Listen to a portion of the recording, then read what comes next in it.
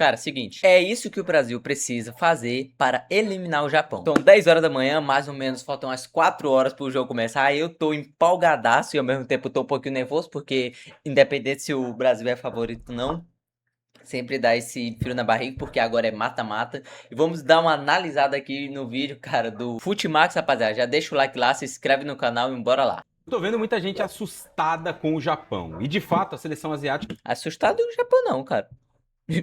Eu não quero que o Brasil perca. vive um dos seus melhores momentos em todos os tempos. São mais de 10 jogos sem. Quando a gente junta tudo isso e olha pro campo, a seleção do Japão assusta mesmo? Bora descobrir como o Brasil vai ganhar dos japoneses na Copa do Mundo. Essa aqui é a possível prancheta do jogo entre Brasil e Japão nessa segunda-feira. O Japão joga com um sistema com 3 zagueiros. Tem 2 jogadores de muita qualidade no meio de campo, o Kamada e o Tanaka, 2 jogadores que atuam na Premier League. O Nakamura, o ala pelo lado direito, tem se destacado nessa competição, nessa Copa do Mundo. O Doan pela direita também, ele é até um jogador de ataque, mas tem feito bem esse papel. E os dois trabalham muito defensivamente, fechando uma linha de 5, aquela obediência tática que a gente bem conhece, é claro, dos japoneses. Só que aí que tá. Eu vou dar a minha visão. Nas laterais, cara, eu acho o Japão um pouquinho fraco. Pra quem tá assistindo, pra quem assistiu os jogos do Japão, cara, a laterais do Japão é muito fraco. Muito fraco não, né? Mas é fraco.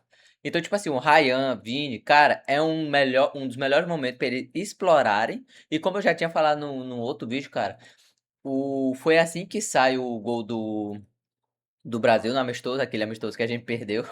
Mas enfim, a gente perdeu por causa do Fabrício Bruno. Mas, cara, dá pra gente explorar bastante, tá ligado? As laterais.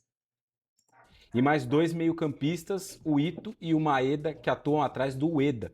Jogadores que infiltram muito, pisam na área a todo tempo. Então a gente vai olhar aqui, diante desse duelo, quais pontos positivos o Brasil pode explorar, quais pontos o Brasil vai ter que ter cuidado nesse jogo contra os japoneses. O primeiro ponto que a gente vai observar nessa seleção japonesa é que não é uma equipe que gosta de trabalhar muito a bola ou que tem longas sequências de passes. Muitas vezes é um Japão mais direto mesmo, mais vertical. E o nosso Felipe Simonetti fez um vídeo aqui no Futebol Máximo explicando exatamente essa questão. Se liga. A gente vai ver uma equipe que gosta de construir os ataques desde a saída de bola. Não é um time que vai focar tanto em recuperar no campo de ataque, não vai... Ah, cara, mas no fundo acaba ficando com posse de bola, tá ligado? Eles têm que trabalhar bastante.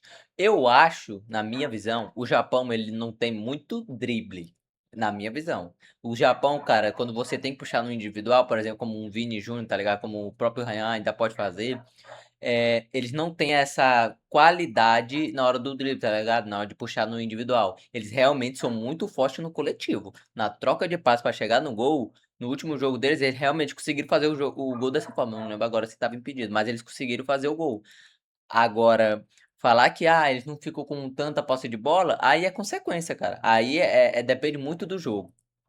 vai focar tanto em bolas paradas, não vai focar em contra-ataque, vai Realmente, focar bola parada justamente não. em construir de forma extremamente organizada, buscando exatamente aquilo que eu te expliquei na prancheta. Um passe mais avançado, não procurando os volantes, mas procurando o Ueda, o centroavante que vai baixar para fazer o falso 9. E aqui fica claríssimo aquela dinâmica de terceiro homem. O goleiro é o primeiro, o Ueda é o falso 9, baixando como segundo homem e vai encontrar um dos volantes como esse terceiro homem livre e de frente. E aí o time começa a se projetar. Se liga como é que esse cara vem se desmarcando nas costas do Elanga e todo mundo já começa a se projetar. Isso porque um dos zagueiros, o Lindelof, teve que largar a linha e teoricamente existe um espaço aqui, que para mim, os dois pontas por aqui, tanto o Doan quanto, não vou lembrar, acho que era o Maeda nesse jogo, poderiam ter atacado nesse intervalo. Não é o que acontece, o Maeda até se movimenta para atacar por lá e a bola chega na beirada em quem? No Nakamura, o segundo grande protagonista dessa equipe. Talvez, posso estar errado, mas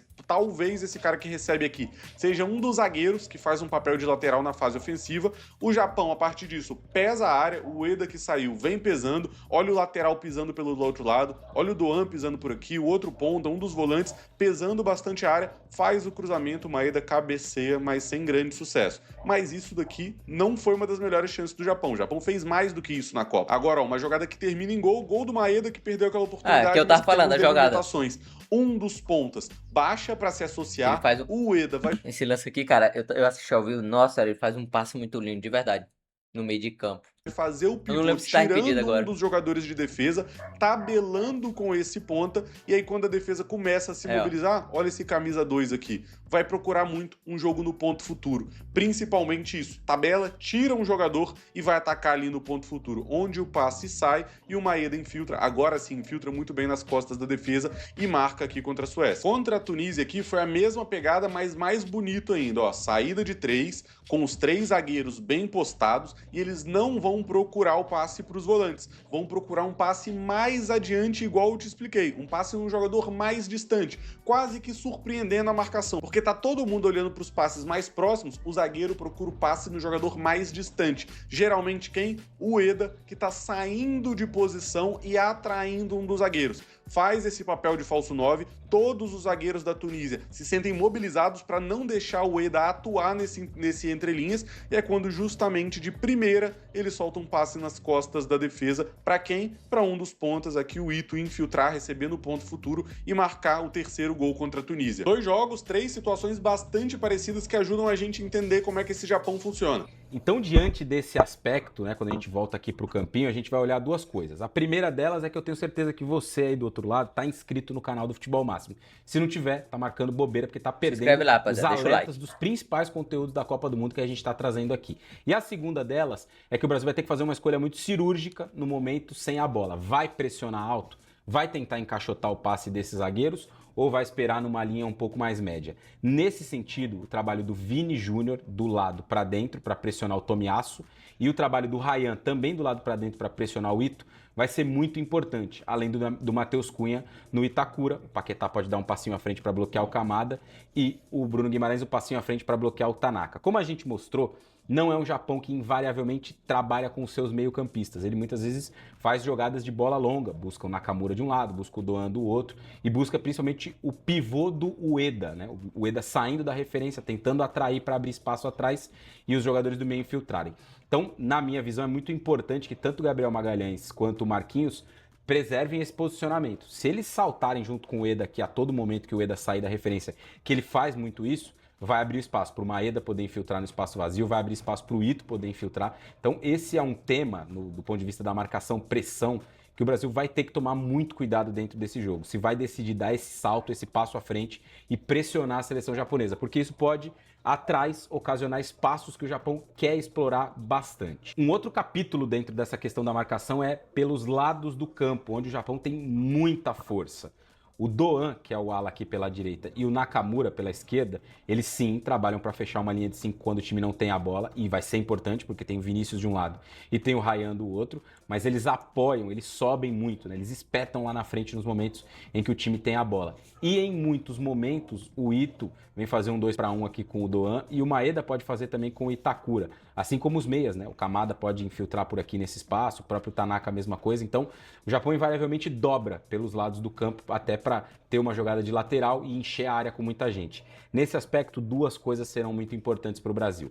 Esse retorno do Ryan por um dos lados e essa compensação do Paquetá por um dos outros. O Brasil tem jogado, né, nesse losango, jogou assim contra a Escócia, o trio de meio, o Matheus Cunha fazendo essa cabeça do losango e o Vini com muita liberdade para as diagonais, ele fazia as diagonais e o Douglas Santos subia, e o Ryan até mais aberto em muitos momentos, né? Em alguns instantes o Danilo atravessava mais por dentro, mas na maioria das vezes ele ficava por uma saída de 3 com o Marquinhos e o Gabriel Magalhães. Nesse jogo, né, e pensando no que a seleção brasileira tem produzido, a tendência é que o Paquetá feche um lado, o Casemiro se alinha ao Bruno Guimarães e o Ryan vai fechar esse outro. Então, esse retorno pelos lados do campo para ajudar o Danilo, o Ryan no caso, e o Douglas Santos, o Paquetá no caso, vai ser muito importante, fundamental. E até mesmo em alguns momentos o Cunha baixando para fazer talvez um tripé e deixar o Casemiro para percorrer uma distância mais curta nesse funil, nessa entrada da área, onde o Ito pode cair, onde o Maeda gosta de infiltrar e onde o Ueda faz muitas movimentações. Então, o Brasil vai ter que ter muita correção nesse trabalho sem bola, muita compactação, uma boa coordenação, estar muito atento, porque esses ataques dos japoneses, eles são muito perigosos. O Japão pode ser muito letal nesse tipo de jogada esse trajeto da Copa do Mundo até aqui mostrou bem essa questão. Essa super análise feita pelo nosso Felipão, ele também mostrou alguns pontos vulneráveis dessa seleção japonesa e por onde o Brasil pode tentar atacar e Provavelmente criar ele vai falar espaço. das Se liga. laterais. Esse golaço aqui do Summerville, praticamente de fora da área, expõe uma das fragilidades dos japoneses. E começa aqui no início da jogada. O Gravenberch, ele vem jogando por dentro, e aí se liga, ó, aqueles 4 jogadores por aqui, uma linha de 5, Gravenberch, Reinders, Summerville e Gakpo, exatamente como eu te expliquei agora na prancheta, e a bola vai chegar na beirada. Quem vai fazer o combate numa primeira instância aqui é o Nakamura, mas se liga como é que o movimento de ultrapassagem do Dumfries vai dividir a atenção dele, porque teoricamente quem cuida do Summerville é o zagueiro, mas esse zagueiro tá preso com o Allen. Mas eu quero te chamar a atenção principalmente para o comportamento daquela gaiola que eu comentei com você. 2 volantes, os 2 pontas e o Ueda tá mais lá na frente para puxar o contra-ataque. Ao invés deles gerarem um combate e pressionarem do lado da bola, eles focavam muito em proteger a área. Talvez principalmente por saberem que o Japão não é um time tão físico e que corre muitos riscos na bola aérea. O problema é que quando esse time afunda demais, surge um espaço na entrada da área. O Dumfries ultrapassou por fora, levou o marcador e o Summerville ganha esse corte para dentro, onde ele vai aproveitar e tentar uma finalização mesmo que improvável, mas de pé trocado para acertar o gol do Suzuki. Esse mesmo padrão aconteceu em Japão e Suécia. Ó, bola na beirada no Elanga, mais um ponta que joga de pé trocado, um canhoto jogando do lado direito. A defesa do Japão afunda, oferece a entrada da área para o Elanga e é onde ele vai cortar e tentar mais uma vez uma finalização improvável. Amazon Prime Day de 1 Ai. a 7 de julho. Ai, aqui não, cara, por favor. Não atrapalhe meu vídeo. Aproveite ofertas exclusivas. Quando eu com tiver frete ganhando dinheiro grátis com a pra você internet, torcer eu pela compro o seleção. YouTube Prime Ultra Blaster. Eita, acaba não, é? De um ângulo mais fechado, mas para surpreender o Suzuki. E aqui fica um recado até de tranquilidade para o torcedor brasileiro. Quando a gente olha para os nossos pontas, os dois jogam de pé trocado. O Vini destro do lado direito, podendo cortar para dentro para procurar essa finalização, e a gente pode imaginar o Douglas Santos ultrapassando para fazer esse papel do Dumfries que eu te contei, e o Ryan do lado direito cortando para dentro para bater de esquerda. E o Danilo é peça importante, porque por mais que não seja como o Wesley, que ultrapassa bastante, é um jogador que também sabe fazer esse papel e mostrou um pouquinho disso contra a Escócia. E é justamente esse lado do campo aqui com o Ryan muito agudo, incisivo nesse corredor em cima do Nakamura. O Ryan vai dar muito trabalho pro Nakamura. E o Vini nessa circulação total aqui, puxando muitas vezes o Doan para trás e criando aqui indecisões, né, com as jogadas individuais que ele pode fazer, serão fundamentais para a seleção brasileira tentar atacar esses intervalos, esses espaços entre os zagueiros, entre zagueiro e ala, e também essa faixa mais central, essa cabeça da grande área aqui, onde joga o Tanaka e o Kamada, né, atrás do setor que por eles é protegido. Então o Matheus Cunha, com aquela mobilidade dele, vai ser muito importante nesse sentido. E o Bruno Guimarães, que nos últimos jogos, né, e no último mais especificamente, passou muito para frente, infiltrou em muitos momentos, deu assim 2 assistências. Então ter esse peso com o Bruno Guimarães e com o Matheus Cunha, além do Vini nessas diagonais ocupando a área, vai ser muito importante para a seleção brasileira. E até usar o Ryan também desse lado para dentro, para tentar encontrar esses espaços que podem gerar ocasiões perigosas de gol para o Brasil. Então, esse setor aqui, pelo lado, onde vai jogar o Ryan e onde vai jogar o Vinícius, né, o ponto de partida deles, e essa faixa mais central nas costas dos volantes, é um caminho para a seleção brasileira tentar ser perigosa nesse duelo contra os japoneses. E essa proteção da seleção brasileira nesse espaço também vai ser fundamental, com o Ryan baixando de um lado, o Paquetá abrindo do outro e o Brasil compactando. Eu até imagino, como disse, que esse trabalho mais curtinho do Casemiro aqui, bem à frente da defesa, nesses combates ao Ueda, né, num encaixe curto, sem ir muito longe, onde o atacante japonês tente manipular essa questão, e com o Cunha talvez sendo um quarto homem aqui nessa linha, né, pode ser muito importante para o Brasil se manter compactado e com mais gente ainda no trabalho defensivo, né? Habitualmente a gente vê um Brasil que sobra com Vini e Cunha na frente e que tem Casemiro e Bruno Guimarães aqui alinhados.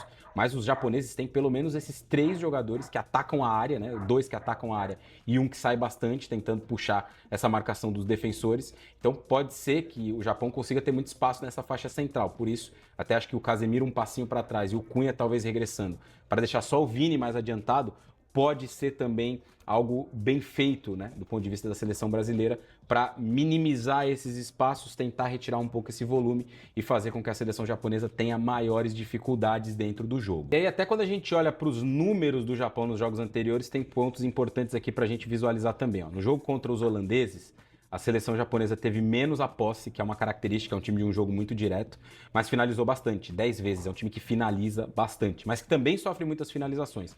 Foram 10 também contra os holandeses. Contra a Tunísia, que foi um jogo mais fácil para o Japão conseguiu ter mais a posse, naturalmente, pela fragilidade do adversário, finalizou muito mais também, sofreu muito pouco, mas aqui tem que entrar na perspectiva a qualidade do rival, que é muito pouca, né? A Tunísia era uma das seleções mais fracas dessa Copa do Mundo. Já contra a Suécia, num jogo mais equilibrado, mais pau a pau, a gente viu um Japão que teve menos a bola e sofreu 8 finalizações, quando finalizou 11. Então a média ali de 10, 11 finalizações, se a gente somar os 3 jogos, a média cai um pouco por conta da Tunísia. Mas tanto no jogo contra a Holanda quanto no jogo contra a Suécia, a gente viu uma seleção japonesa que sofreu oportunidades, que sofreu gols e que não mostrou assim uma solidez defensiva muito forte. Então esses são pontos importantes que a seleção brasileira vai ter que explorar, sem dúvida alguma. Se desenha um grande jogo, um jogo difícil, competitivo, mas que o Brasil tem totais condições de classificar. E para você do lado, o Brasil avança? Deixa aqui embaixo nos comentários os Com certeza avança, cara. A gente sabe que vai ser um jogo difícil, tá ligado?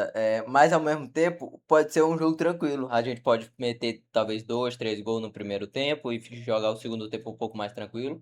Mas não pode ficar dando brecha, cara. O Japão, querendo ou não, a confiança que eles estão tendo, assim, na fase de grupo, eles provavelmente vão trazer pro jogo contra o Brasil. Então, a gente não pode dar bobeira, cara. Agora é só esperar e torcer. O jogo começa daqui mais ou menos umas 3, 4 horas. E é isso.